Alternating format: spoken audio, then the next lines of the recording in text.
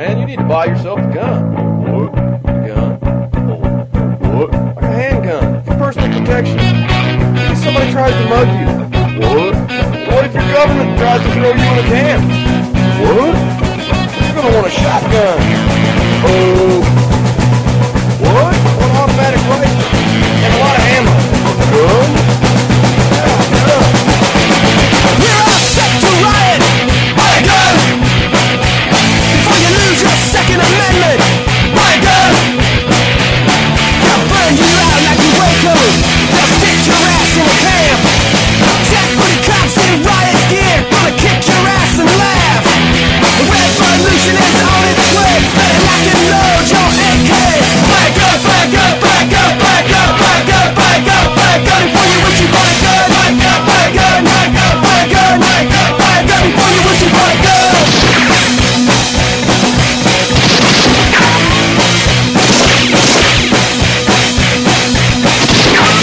We're all set to riot. Buy a gun before you lose your Second Amendment. Buy a gun. They gave your money to the banksters. They stole your pension funds. It's time that we took to the streets. It's time we had our turn. A revolution is on its way, and the founding fathers would say, buy a gun, buy a gun, buy a gun, buy a gun, buy a gun, buy a gun, buy a gun before you wish you bought a gun. Buy a gun, buy a gun, buy a gun, buy a gun, buy a gun, buy a gun before you wish you bought a gun.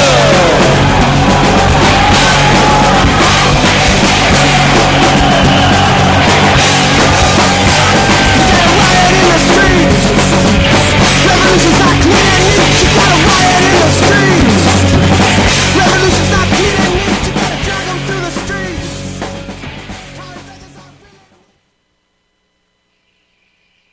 And right as we get ready to go live, Hammy loses his connection. Can you believe it, man? Holy crap. Good evening, everybody. This is PrimerTime Radio, and Hammy should be connecting right back up to us in any second now because it's trying to reconnect to him as we speak.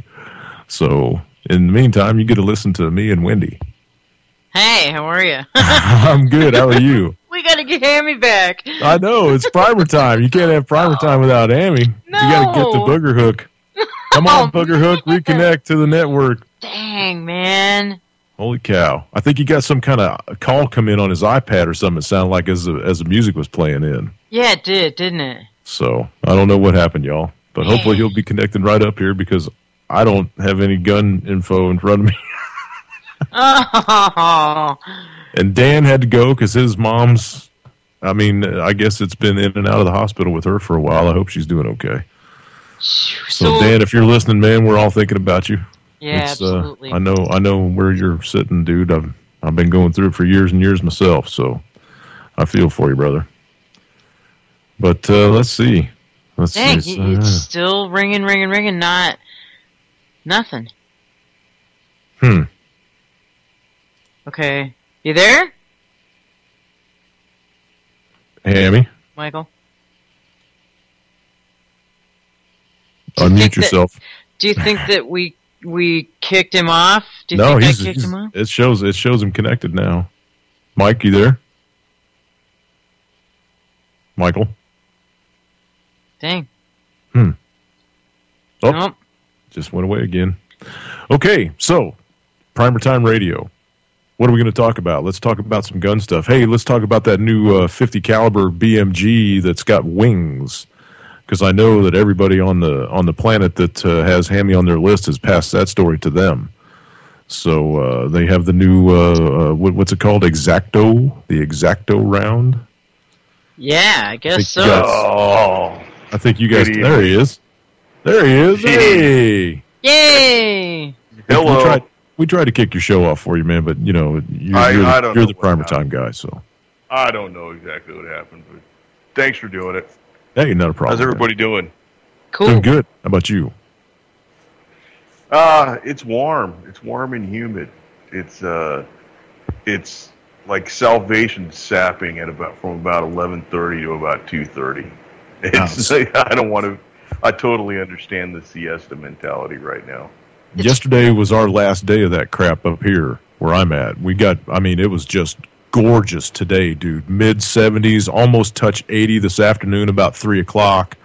But nice, cool breeze coming down out of the north. And so we got I guess we got like the very, very outer edge of the polar vortex, if they want to call it that still. But I feel for you, brother, because we had the high humidity and 90. Yeah. We're getting into our bad time of year. August is usually the month that, boy, going to Alaska sounds really good right about now. But yeah, It's 59 degrees here now. wow, quit bragging. 59. It's probably 80 degrees and probably 80% humidity right here, and it's dark out. So Yeah, we had that yesterday and the day it's before. bad, nasty, hot to where I don't even want to go out and shoot in the daytime. Ooh, that's got to be bad. Yeah. So, hey, we were just getting ready to jump into that 50 BMG Exacto round just before you pop back in. And so what do you got on that? I know I passed you the story and Jules passed you the story. And I may have missed it. The new Exacto round that's got the fins on it that can turn. Oh, is that the guided? Yeah. The guided bolt? Oh, Everybody out there is saying that this thing can follow you around corners and down the block, and it's not that kind of a round. It can adjust about 3 meters in flight. You know, when they release the round, so long as they've got you in their sights, they can guide the thing onto you. So as you're walking away, it's just a small wire guided rocket because I don't. No, it's not wire guided. It's not wire guided. It actually has fins on it, and it has an internal computer and an internal processor, but it follows a track off of the gun. I got like 3 questions on this straight off. All right, number 1, how do you make a little computer and microprocessor and little thrusters and whatever else you need to put, little ailerons and all that you'd have to put on this thing? How do you make it withstand the concussion of a 50 BMG? Yeah, I was wondering that too, man. And then how do you control it? All right, like how is it like a little tiny smart deal or something, or does somebody have to sit there with a joystick and control it? And number 3, how do you control like 650 of them in a minute? Well, I don't think it's that kind of. I think it's more of a sniper round. I don't think it's like a belt-fed ammunition type thing. That's what they're. I mean, when I read the little blurb of the story that I saw on it, that's what I saw. And then I saw a video that Pigmine dropped of just the bullet in flight. They showed you these little laser corrections and all this kind of crap that it was following the target. But whoopee, dude. I mean, it can traverse 3 meters in flight. That's not very. I mean, if you're on a Harley and hauling ass down the road, I don't think they'll be able to keep up with you with the round, right? I mean, I just don't see it. And how much are they going to cost? I think it'd be dangerous to do it on a Harley because at any point that thing could just break down and then you're stuck. Oh, please. I'm sorry. Jimmy, I grew up in the era when the only motorcycle broke down on the side of the road was a Harley Davidson. Oh, well, they've come a long way. But anyway, they're just what I'm saying though. How much are these rounds going to cost? They got a little computer processor in them, and they got fins on them, and I mean, what are they like? $1,000 a round, $1,000 a shot? What's it going to cost to hit that Taliban a mile and a half away? That probably be cheap. That wouldn't be cheap. $1,000 a round. Yeah. They'll probably buy 20 million of them. And, I don't know. They'll get outsourced through a Halliburton subsidiary or something like that. What a beautiful. This is beautiful.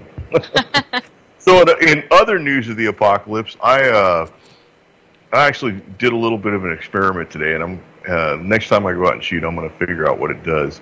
I have some 45 long Colt, and it's just a big, fat, heavy soft lead bullet, the whole thing. And I mean it's not real fast. I think it's 750, 850 feet per second. It's at the highest. Knock your ass down. Oh yeah, it's like getting hit by a semi truck doing 45 miles an hour. Right. I cut different designs into them and drilled into them. So, no kidding. Yeah, I'm gonna check it out and see what it does. I got a spot where I can shoot, and I got something I'm pretty sure I can recover the bullets from it. They're just soft lead, though, right? Yeah, they're just soft lead. So what are you going to shoot into sand or? No, I'm gonna actually. No. Oh no. Oh no. No, I'm going to the dump, dude. Oh well, yeah, but I mean, if it's a soft lead round, how much? What are you shooting into a steel plate? Because it's just going to flatten, you know. No, they don't always flatten. I'd like to see what type of flattening I can get out of it. Oh, see what kind of shapes you can make. Yeah, well, see if it wads out. Or... You almost make it sound like I'm playing with Play-Doh. Well, no, not necessarily high-speed Play-Doh, maybe. Yeah. So, what's 22 long rifle situation like? I haven't actually gone out and tried to buy any around here. Good man. I've still got about 700 rounds, you know, and I don't really plink a whole lot. I mean, I've got my guns lined up. Since Mom's been gone, I've been able to go out and just pop off some shit in the backyard, you know, because there's nobody to scare except for my dog. But, you know, I got all my... Well, no, I mean, I've been banging away around Tippy since I got her, you know, and I've had her for almost 5 years now. And she's pretty gun shy. She does not like it. She doesn't like thunder. She doesn't. I mean, she's up under my desk when a storm gets close. I know when a storm's coming before you ever see it get dark or, you know, hear any static on the AM radio or anything. I mean, she knows. She does not like it. She was outdoors for a while, though, you know. She had to stay outside by herself for a while, so she's pretty skittish. But, yeah, she's gun shy like hell. So I don't really plink around a lot. You know, I shoot when I feel like I need to shoot to keep myself sharp, and other than that, I've just got my rifles lined up and ready to go, you know. If I go out and plink, I'll plink with handgun ammo. You've got an AR variant, don't you? Yeah, I've got a SIG M400. Well, that's a piston driven? Yep. That's really nice. That cuts your maintenance down to nothing. Pretty much. No. Awesome. It's an M400. It's gas operated. It's not the. It is gas operated. Yeah, it's gas operated. It's not the SWAT one. I'd like to get that SWAT one. That's a nice little unit right there. If I'd have seen that before I got this M400, I probably would have bought it. Because it's 5.56 too. It's got a shorter barrel too. It's a nice little SIG. But I think it's a little more pricey than the M400 by about $300. I think I'll tell you what, I've seen a few. Yeah, I've seen a few of them, and they're usually in the 13, 14, 1700 range, depending on what model it is. Kind of right. I'm not an aficionado of the AR-15 enough to really get into them, and I will admit to now having one. But I'm only doing that. Yeah, Is it a Wild Boar or is it a 223? It's a 5.56. Okay, cool. And it's pretty much mil spec all the way around. It's made by a dude named Chad. Okay, you got a cobbled up AR. Yeah, it's a Franken rifle, but it's it's with good parts. You know, it's like they cut up a bunch of supermodels and put it together. Oh, I got you. Well, that way you get the size that you want and where you want it. Oh, I just got a quad rail and all that shit on it. I mean, everything you despise about an AR, does it have it on there? Yeah, it's got a foregrip and it's got the pencil barrel with the low profile gas block, so it totally doesn't look like an M16 or anything like that. It's got that really short handguard on it, and it has a Magpul. It has Magpul furniture on it, and whatever. I guess that's nice. It's not Tapco. Oh, if it was, I wouldn't have made the trade if it was Tapco. Oh, you traded for it. You didn't even out any cash for it.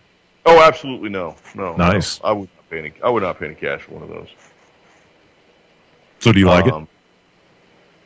It's okay. I find it to be a little bit heavy for what it is, because it's really what, it should weigh around 8-9 pounds. Yeah, 7, 8, 9 pounds, somewhere in there. It seems to be. It's got the long barrel, right? It's got a 16-inch barrel. Yeah, it's got a 16-inch barrel. It's got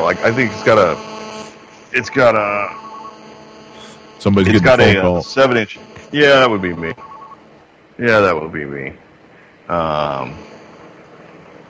Hear it coming in over the Wi-Fi. Sorry about that. You're all right. Keep going, man. I'm sorry I got you off track. It's got a short hand guard on it. I don't necessarily like the short hand guard, and it's got a vertical foregrip on it, and of course it's got a rail on the top. It came with no sights, so that's another. That's why I did spend some money on getting the sights for it. Does it have the handle or no? Flat top? No, it's a flat top. Okay. I definitely don't like the flat top. No, it needs an optic on it or something. It doesn't even have any iron sights? It doesn't have flip ups or nothing? No, I had to go buy those. And you got Magpul? Those weren't. I did get the Magpul ones, and they weren't cheap. No, they're not. Especially the flip up one in the back. That's the expensive. I got a deal on them, and they were, I believe it was $110 for both of them. That's not bad. That's not bad. I paid $60 something for just the flip up in the back. Yeah. I saw some really nice iron ones, maybe by like Diamond or Yankee Diamond or somebody like that. They were $110, and that's just beyond it. That's exactly the reason why I don't like the AR-15, because everybody makes something that's a small, inconsequential part that should be standard on the rifle, but they make an aftermarket version of it for $250. Right. That angers me. That angers me to no end. Yeah, with the SIG, you can buy an add-on handle for the top, like the old M16s that had the sight down the handle. You can buy one of those add-on for the flat top, and they're $212. Yep. Right. I've seen the add-on handle, just a generic one or whatever, and anywhere between 80 and 150. But it doesn't do me any good because I've got a low-profile gas block on the front, which means I don't have a big old front sight. Right. I do have a big front sight on my SIG. Yeah, I don't. Yeah. So if anything, I'd like to maybe get maybe an extended rail so I could put that flip-up iron sight like further down the barrel. Right. Because I think just a dummy sight that clips on the end, that's just uglier than homemade sin. Right. I might be a snob and whatever about certain things, but that's just ugly. That's just really ugly. That's almost like Tapco. I'm sure Tapco probably makes one of those fake pin-on sights for the front. I'm sure they do. They make about everything. And T-shirts and hats, too. Who would wear a T-shirt and hat? I'll tell you something I did see that was badass that like nobody else would kind of like get, but last gun show I went to, there was a guy who had a Jimenez Arms T-shirt. He had a table full of them old junk pistols, and I was like, I want one of those T-shirts. I don't want any of the guns. I want one of those T-shirts. They don't make many of these. They only go to guys who sell like 2,000 of these a year. And I was like, oh, really? Wow. He sells 2,000 of those weapons a year? Thanks, Obama. 2,000 of them at $150 a pop is probably what he buys them from the factory at. Turns around and probably makes $30-$40 on them. There's probably somebody that's got standing orders too, because they'll use it twice and it'll break and they'll throw it in the garbage and go get another one. I don't know, man. I've had some of the Jimenez Raven, or it's not Raven's a different company, but Jimenez, Brico, Jennings, Ring of Fire guns is what they call them, and I can't say they were horrible, but boy, there's things I'd totally pick. And looking back, I don't know why I picked those. I mean, I do, but they're honestly a throwaway weapon, aren't they? I mean, I wouldn't say they're disposable, but if they break, the price of parts comes real close to the price of a new gun. Yeah, that's. And it's not like you can just walk into, ye old local gun shop and pick up parts for those. That's usually an order thing that takes 4 or 5 weeks to come straight from the factory. And then you got to pay for shipping. Oh yeah. Oh, absolutely. And then since it's part of a firearm, it has to be signed for. Mm-hmm. So now, see, I used to have oh man, I can't think of the name of the damn gun now. Was it crappy? No, well, it was an old Russian-made 308. It wasn't a AK though. I don't think it was Russian-made. It was like a assault rifle design, but it was 308 caliber, and I had to buy some new rollers and stuff for the receiver. Like a PTR or something like that. No, if you usually if it's got I only rollers, had it for that's like an HK design. There it is, HK 70 or an HK 74. Yeah, HK 74. 91 or 93. Or 91. That's it. 91. I only had the thing for about a month because I didn't really like it. It was super, super heavy. It weighed like 12 pounds empty. Yeah, and I didn't like it. And especially, I mean, to have a shoulder fired, I was looking for a long distance weapon, and I was like, I just don't like this. I'd rather have a bolt. But anyway, I bought new rollers for it, and nothing. I mean, I could order all that crap, everything for the lower receiver I could get, and no questions asked. Just ordered it right online. On an HK, the lower receiver is not the serial part. The serial part is in the upper on True. HK. But I didn't think they'd do that. I figured I'd have to get it sent to a gunsmith or something like that, and they were like, "No, I'll ship it right to your house. Where do you live?" Like, cool. HK sent it to your house? No, some guy that had the parts online. Okay. He was a dealer. Yeah, that's a little bit different. I think when the actual manufacturer sends it to your house, it has to be assigned for a part. Oh. But not when a retailer sells it to you. So what if you're buying like a barrel?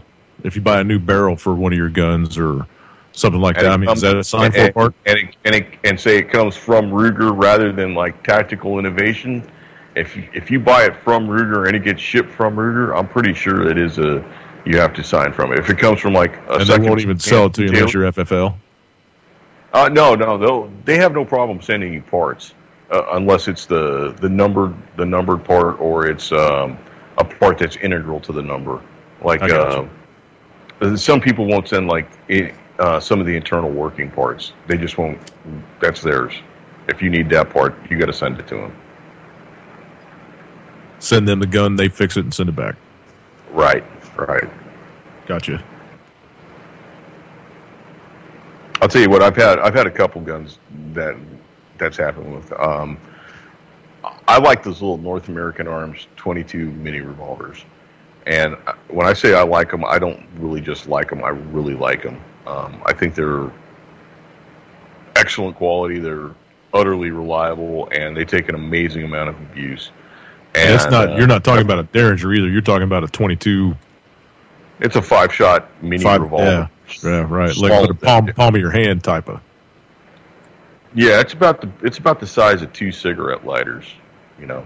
Wow, that's small. My keys weigh more than it, to be honest with you. Well, I've shot the hell out of it, and there's a little the takedown pin is in the front, and that's how you have to pop the cylinder out of the gun to actually reload it and to empty the spent cartridges out. Well, there's a little pin with a ball and a spring detente, and I shot it to where that broke, and they shipped me a new pin, which is I think it costs like $3 or $4, $5 or something, but it had to come with insurance through FedEx, and I had to sign for it because they're the only people that sold that part, and they've got a lifetime warranty. And by the way, the lady on the phone was completely wonderful, and it was at my house in 2 days. So, where they manufactured out of? I believe they're manufactured out of Utah. Utah. Nice. Yeah. Actually, hang on. It's in my pocket right now. I'll tell you.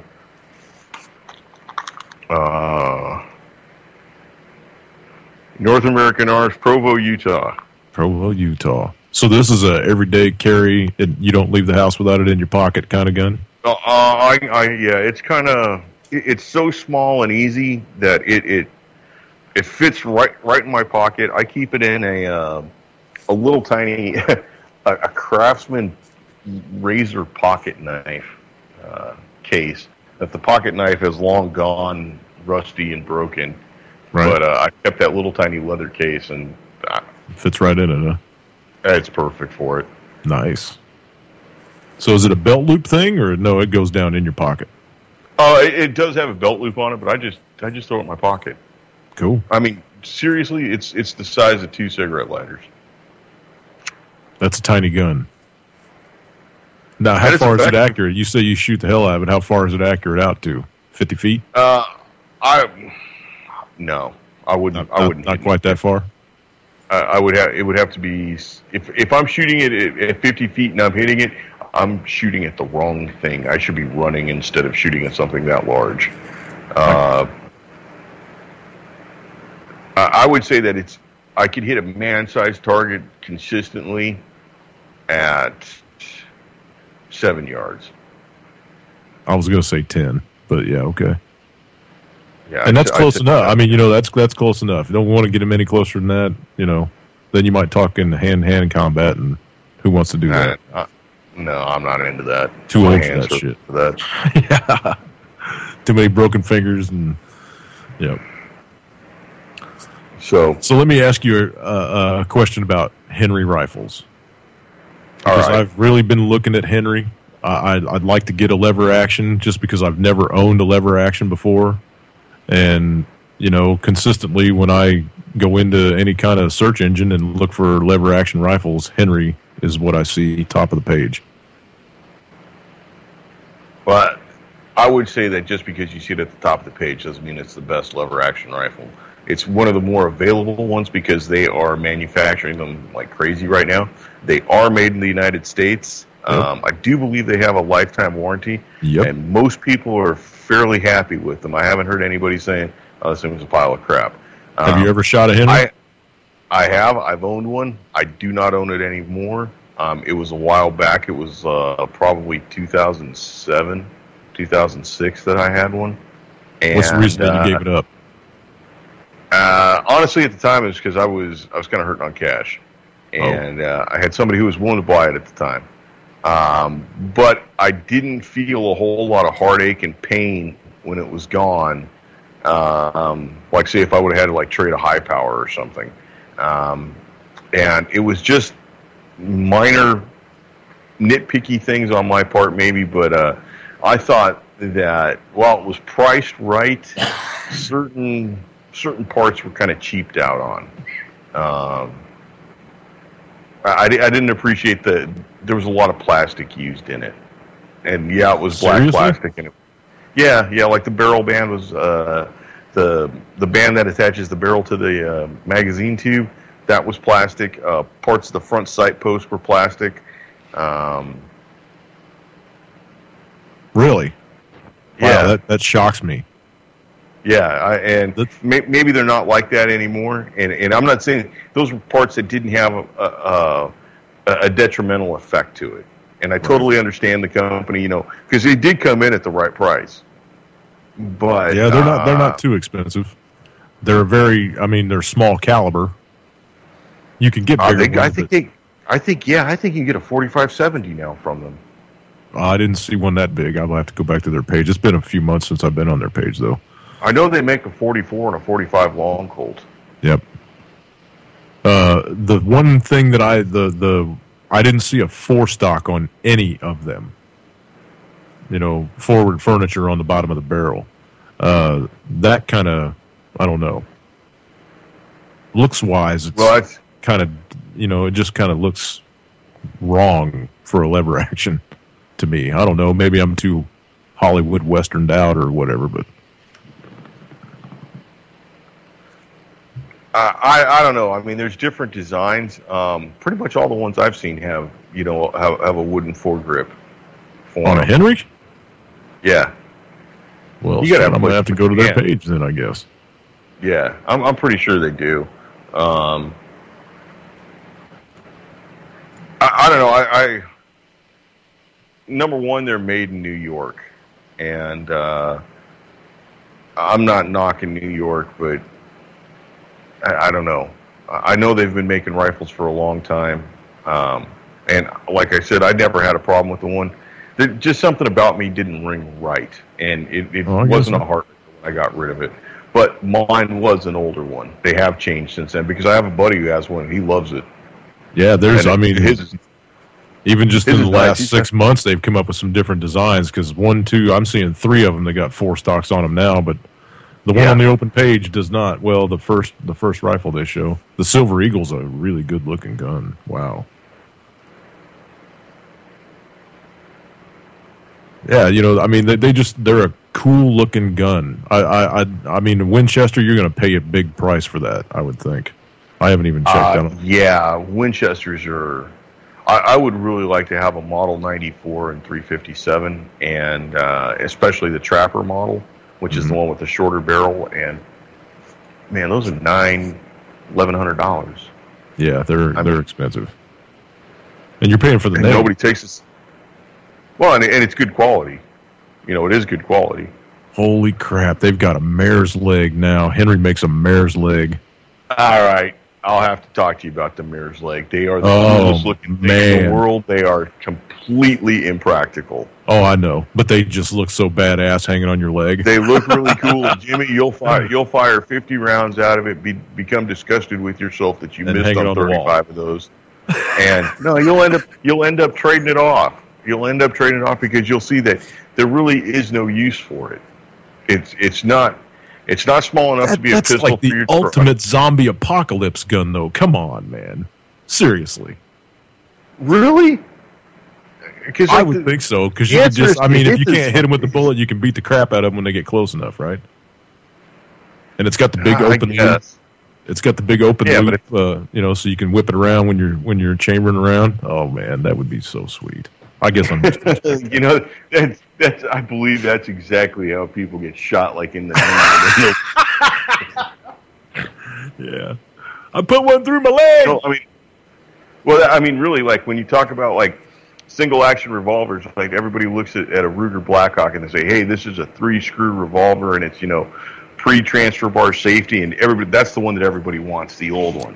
Right? Mm-hmm. So what does that mean? Well, Ruger got sued in the late 60s because people were doing exactly just that. They, Ruger brought out all these brand new Blackhawks and single action, single sixes and Bearcats and all these things that were patterned after old Colt revolvers. And, well, what do? Exactly what you're talking about.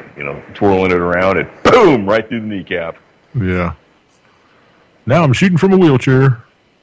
Oh, now that 45. Did you drop that 4570? That's a good-looking gun. Did you drop that link in chat for the 4570? I did not. I am totally ignoring the chat room tonight because I am technologically disadvantaged, as the beginning of the show showed. Yeah, that's a really, really good-looking gun. I think they're really nice. I think Marlin makes a really nice one, too. I've got a couple of Marlin 22s, man. I like them. I got a 22 mag, and I got a regular 22 long rifle. Is the 22 mag the bolt action? Yes, sir. And it's a nice little... Yeah, it's a nice little tack driver. Yeah. I've got a buddy who's got one of those, and he really enjoys it. And then your 22... It's got a hell of a wallop, too, man.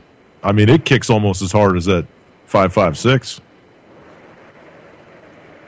22 mag is nothing to turn your nose up at. No, it's a loud little sumbitch too. When it goes off, you wouldn't think it was a 22 mag. Hornady makes a self-defense round for that. Oh, do they really? Yeah. Ooh, I'll have to look into that. I did not know that. Thank you for dropping that knowledge. Oh, I bet. Yeah. Well, even 22 mag anywhere is expensive now. Yeah, see, that's another reason why I don't really get into 22 mag, because a box of 22 mag ends up costing the same as a box of 9mm. Yeah, they're expensive. So and I don't think with that very often. 50 rounds of 9mm than 50 rounds of 22 mag. Yeah, I only got a couple hundred rounds of 22 mag, so I think I've got very often at all. Rounds of 22 mag sitting around because I only have one pistol that fires 22 mag, and it's as an alternate. I got an old Ruger single 6 that's got the conversion cylinder. And oh, really? Very cool. Yeah. Those are neat. Once again, that's another old one, another screed. It holds probably what, 8? No, it only holds 6. Oh, really? Oh, well, that's yeah. Tell you what, you crank the hammer back on that thing, and it's like opening up a bank vault. It's like serious, like thunk, thunk, thunk, thunk. Oh yeah, when it goes in, and it locks up. Yeah, I mean, it was. You can tell that was like made like when America had like pride. It's got a completely different feel than the new current Rugers of the same model, and it ain't nothing like a plastic pistol. No, I got a single 6 Vaquero. Oh, I like those. It's a nice, yeah. It's got a parrot head handle on it. It's a nice little sumbitch. Yeah, I really do like the Vaquero. Vaqueros and Blackhawks are really hard. 357, that's a beautiful caliber. That really is. I've seen a couple of new 357 autos, and really? I don't know why it took them so long to come out with it. I guess it's like, something about. Are they the polymer ones? No, it takes the rim cartridge. Wow. One of them I saw on FPS Russia has a video out of one that's a custom made handgun. It's a very, very expensive handgun. I think it's $1,700 or $1,800, but it takes the rimmed cartridge and it holds 7 in the bag and 1 in the pipe. So it's a pretty nice looking pistol. The Desert Eagle takes that too, but we're not talking about it. It's not like the SIG. The SIG's got the 357 auto. Yeah, the 357 SIG is a 9mm bullet in a 40 caliber case. Yeah, so it's been shouldered. It's a very weird looking round. They shouldered the brass to make it fit the 357. Yeah, it's a 40 caliber case, 40 caliber brass with a 9mm bullet in it. But it's a lot less power. Press it to fit. It's supposed to shoot fairly fast. Yeah, they're fast, but they don't have as much whack to them. You know what I mean? They don't have as much punch to them. You know what velocity was? They're all pistols, right? Say that again. You broke up. And we're only talking like. I said I wouldn't know about it having like a whole lot of whack. You know, I think they're all pistols, and by nature they're all underpowered. Well, so I watched. I think it's a matter of if you can control it and make your hits count. You know. Hickok 45. I don't know if you see him on YouTube a lot. I do. I like him. I end up having a problem watching him just because his videos are so long.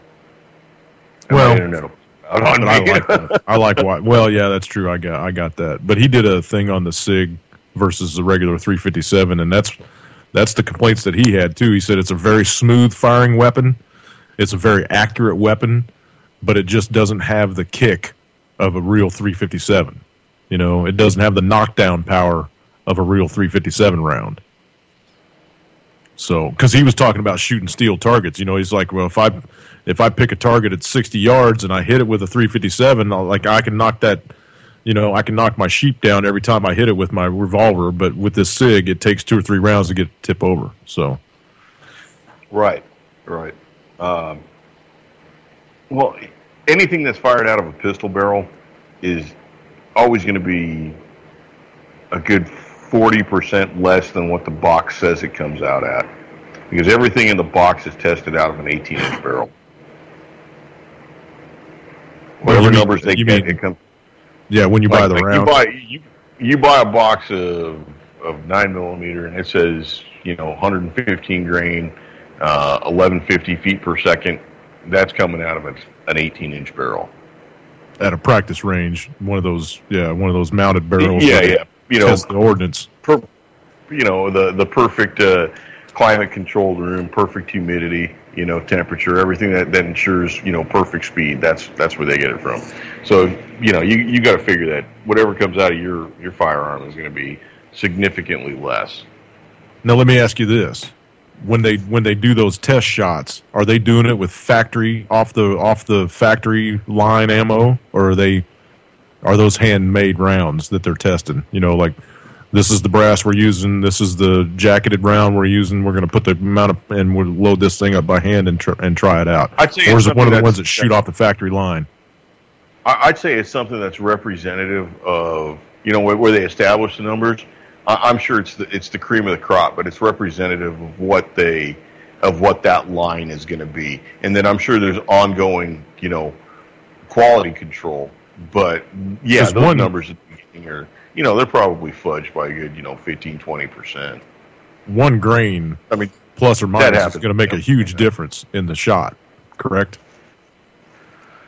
I would say that 1 grain, like 1 grain in bullet weight, won't make that much difference. No, load. I'm talking about in the load. In the powder. Oh yeah, absolutely. Yeah, you could once you start messing with the powder on a percentage level. Yeah, you start having problems.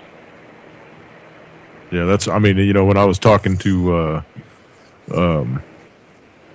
Howell about doing the whole, because I bought all the reloading shit. I haven't even really stepped into it yet, but I've got all the stuff out there, to do it with. And that's what he was like. He's like, pay attention to what you're doing. He said, you're going to have fun doing it.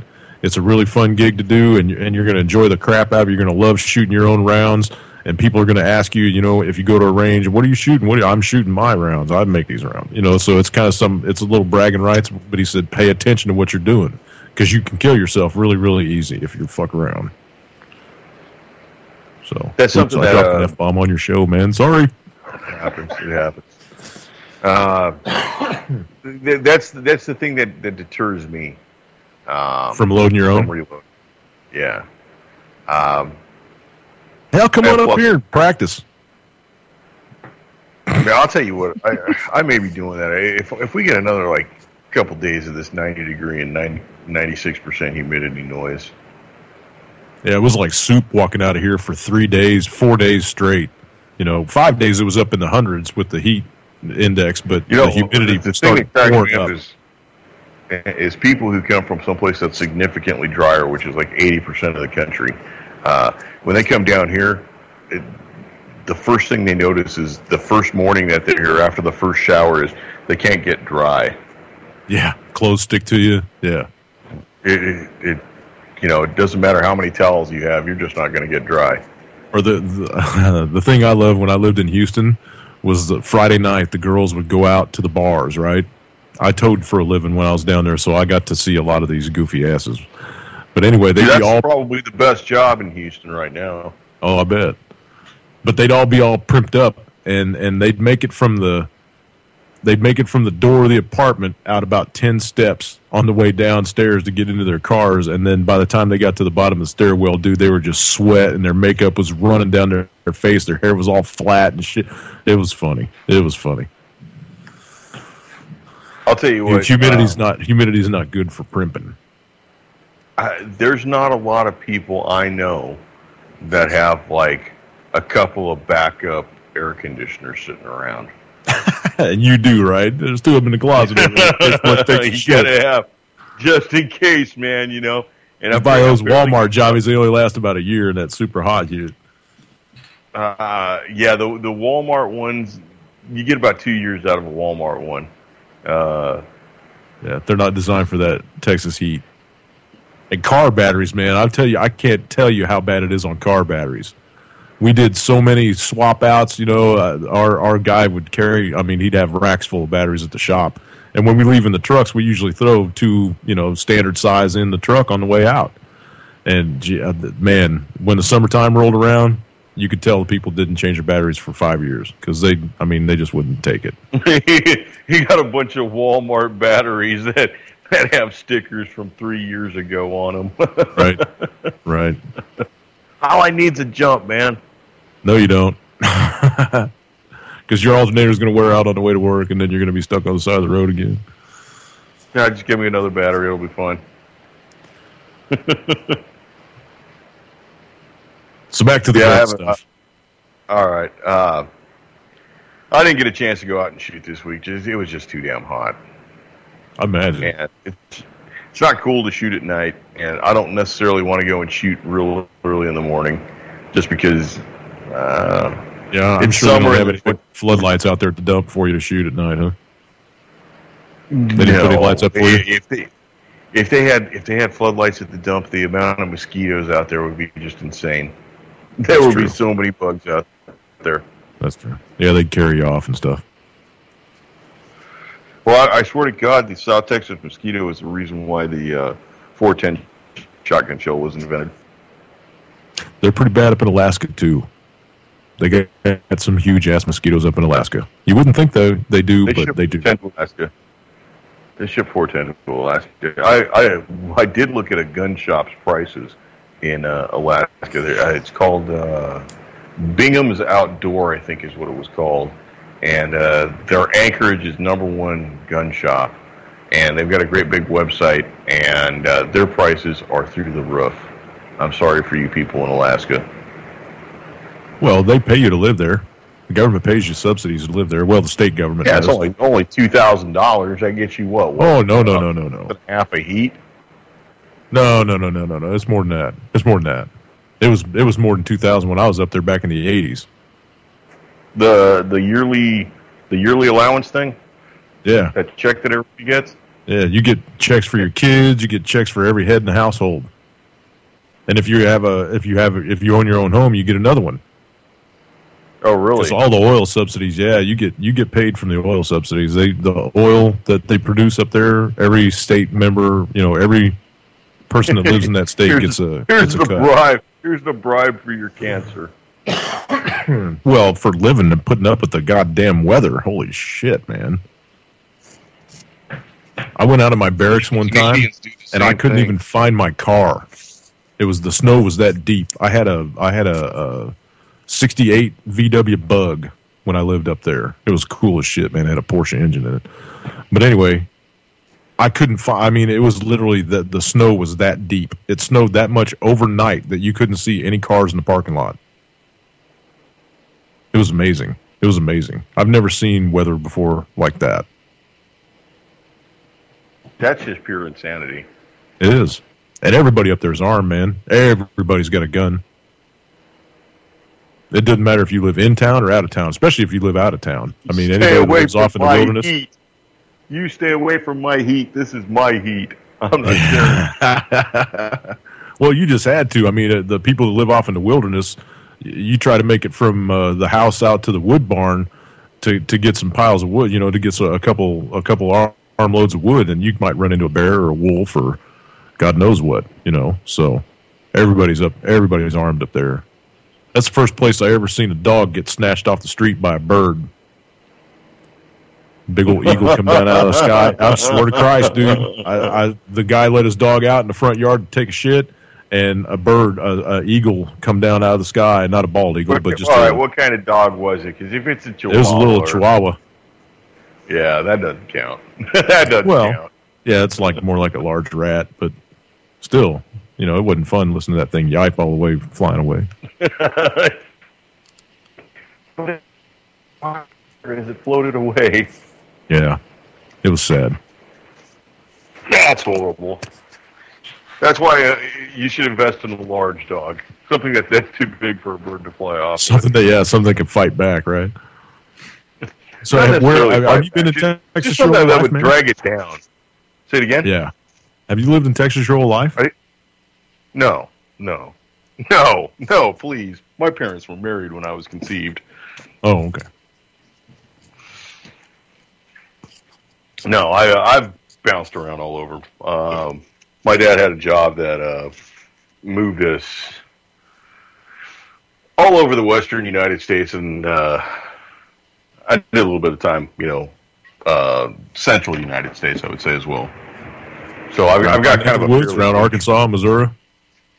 No, that's north of you, Oklahoma, further Kansas. east. Oh, really? I would say like Colorado and west. Oh, okay, gotcha. So you know about gun laws in all those states too? I mean, you still run around a little bit, or? Well, since my trip to Arizona, it's been my running around has been extremely curtailed. But right. Yeah, I keep up with firearms laws in the other states, and of all the states in the West, I think that Arizona has the best firearm laws. Now, when you got hassled out there, were you carrying, or did you leave everything at home? Absolutely. Oh, absolutely. Yeah? Oh, okay. Yeah. Did they give you any shit over that? No problems over that at all. No problems over that at all. And, kind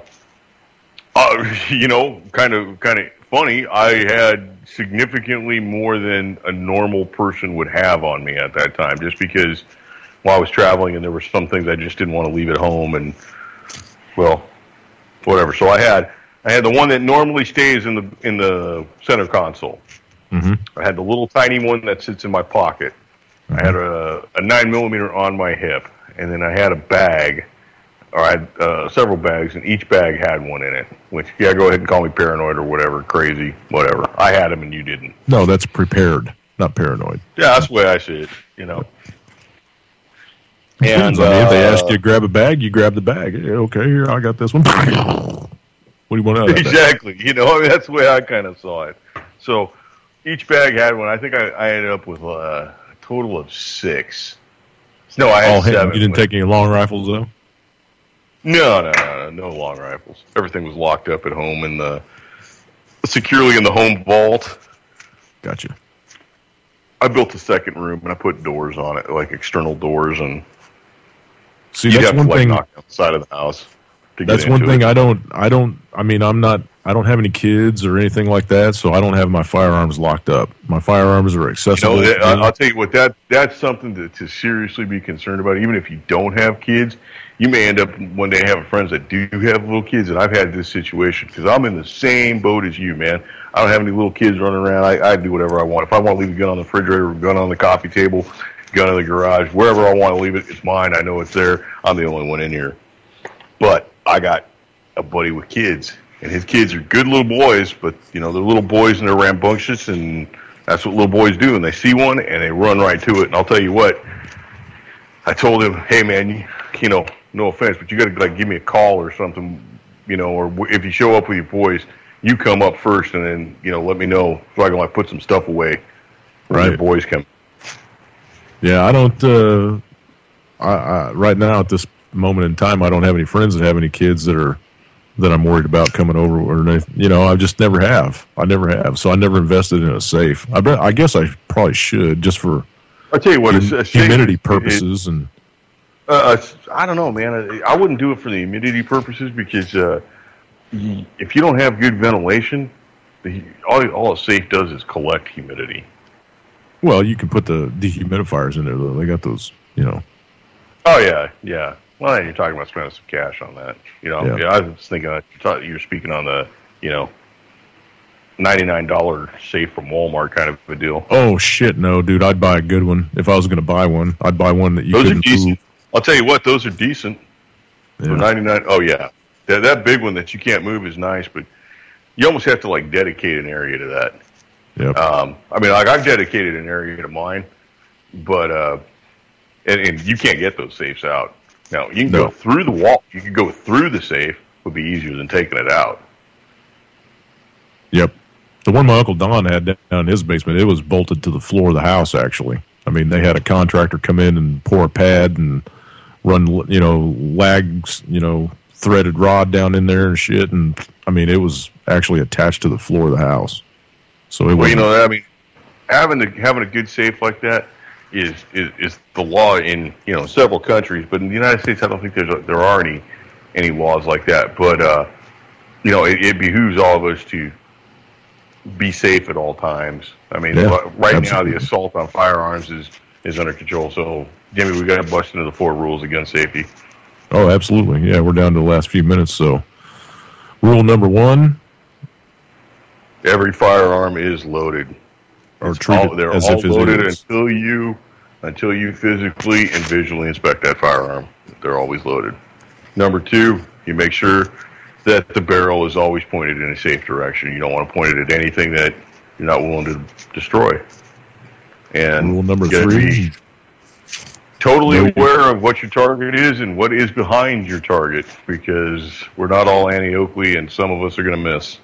And don't miss and hit a kid like that cop in Chicago did the other day, where he shot a dog. That story. Tried to shoot a little in the back of the leg or something. Oh, it was Oklahoma. Yeah, it was a cop in Oklahoma that did it. But number 4, the most important one, is please keep the booger hook off the bank switch. Guns do not discharge on their own. They have to have the trigger pulled.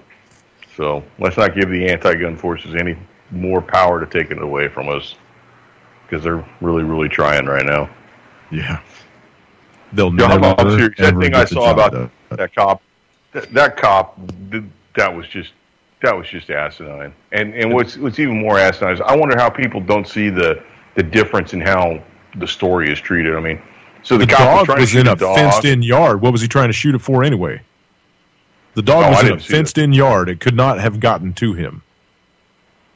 He was just a trigger-happy asshole with a badge. So he missed the dog. He hit the kid in the back of the leg or the back of the knee or something like that. And then the police department says that the police officer's weapon discharged. Like the gun did it on its own. You know, that cop pulled the trigger. That's the only way that firearm discharges. If he's still wearing a badge in a month, that's just ludicrous. Well, he'll be wearing a badge, and it may not be that same department's badge, but he'll have another badge on. You know, I think if you get fired from a police department for any kind of heinous reason like that, you should be blackballed in the industry. You shouldn't even be able to be a goddamn Walmart security. You know what this area is, right down here where I'm at. You know, it's all chemical factories and petrochemical and stuff like that, right? If you fail a piss test, you fail a hair test for one of these companies, you will never ever get another job at any one of the plants around. You won't work for Dow, you won't work for Formosa, you won't work for BASF. Right. You'll work. You could work for a contractor company, but you'll never make the cream money that the guys who work for the big plants make. It should be the same way for the cops, man. You know, you shot two women in a car in L.A. No, you can't come be a cop in like Santa Monica, California, and patrol the beach. And it was the wrong type of vehicle. It was the wrong color. You're talking about when they were going after Dora? Women in it. Yeah, you're talking about when they were going after Dora, the ladies that were out delivering papers or whatever. And they loaded up the cab of the truck with... Right. You put two Mexican women in... Yeah, two Mexican women add up to one black guy. That'll work. But it wasn't even... Like, he was supposed to be driving a Honda Passport or something, and they were driving a Nissan pickup truck. Or so, I don't know. I'm not... That might be completely wrong. I think it was a Toyota pickup truck, and he was... he wasn't driving... He was driving an SUV or something. Yeah. He wasn't driving an pickup. Yeah. That was just crazy. And they let them off. They didn't even miss a day of work, I don't think. The whole time it was under investigation, they were still working. They've got a bitchin' union. They really have a bitchin' union. I guess so, man. That's all there is to it. I used to want to be a cop back when I was a kid. I can't even fathom it now. Wanted to be a cop. I mean, there's can't even fathom with that, right? There's a lot of power with that. You got a badge and you got a gun, and as a kid, you're doing the right thing. You're helping people. We're just not kids anymore. We see that they're not helping people. That it ain't no Barney Fife anymore. Kids in the back of the knee. Right. You know, the one Adam 12 shit is way, way gone, man. Oh yeah, Officer Friendly retired a ways back. I think Officer Jack Boot is on duty now, civilian. 30 seconds, man. I'd like to say thank you to UCY.TV. Ladies and gentlemen, PrimerTime, totally appreciate you listening. Thank you for bearing with the technical difficulties. Jimmy, and thank you very much. Wendy, thank you very much. Prepper Chicks After Dark. Jimmy, you got anything you want to say? She's in Kentucky. I don't know if it's going to be a replay or if they're going to go live with it tonight, but hang on. I'm getting ready to hang on and find out with you. So I appreciate you having me on, Hammy. Sorry you had some technical difficulties, dude. And I hope, Dan, I hope if you're listening, I hope your mom's doing good. We're all thinking about you. We got you in our prayer, man. Yeah, Betty, I hope you're doing well out there. And there's the music, man. I believe, it's really, really silent on that. I can almost not even hear it. Yeah, it's coming up, though. Stay tuned, Prepper Chicks After Dark. Thank you, everybody. UCY.TV, best radio out there. Thank you.